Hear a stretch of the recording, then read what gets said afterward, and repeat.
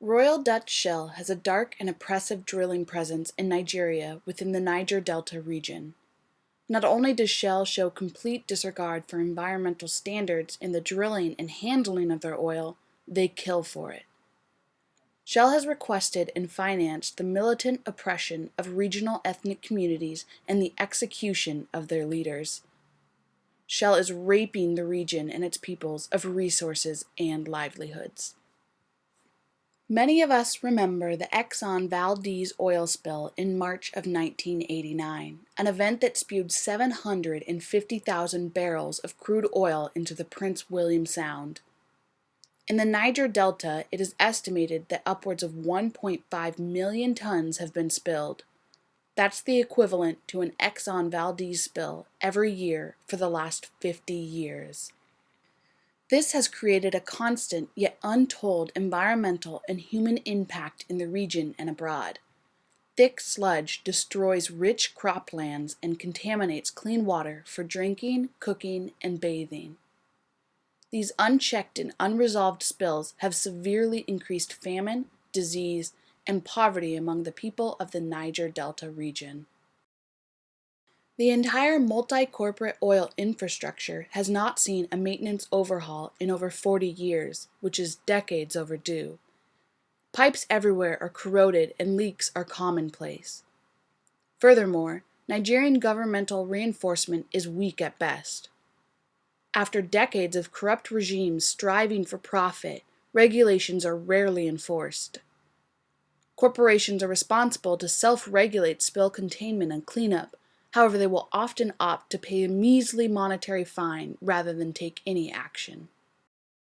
When oil is being extracted, large volumes of natural gases are expelled in the process. These gases are not unique to Nigeria or Shell. They are a byproduct of oil drilling.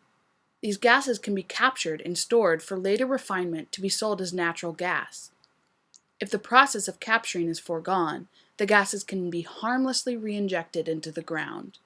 In the case of Shell, burning these gases, or gas flaring, is the preferred method.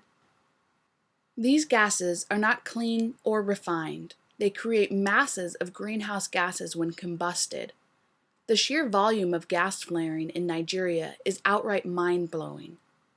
Nigeria burns between 3 and 3.5 billion standard cubic feet a day, contributing more greenhouse gases into the atmosphere than all other sub-Saharan African countries combined. This amount of gas flaring has already caused noticeable climate change in the region, causing more frequent, severe weather. These gases are also riddled with toxic and carcinogenic chemicals such as benzene. Huge plumes contaminate the air and waterways of the Niger Delta. People in the region go unprotected and end up consuming these toxins on a daily basis. History has shown that Shell will stop at nothing to keep these events quiet. Shell is constantly putting up a facade of green operations and investments, all of which are no more than either empty promises or bald-faced lies.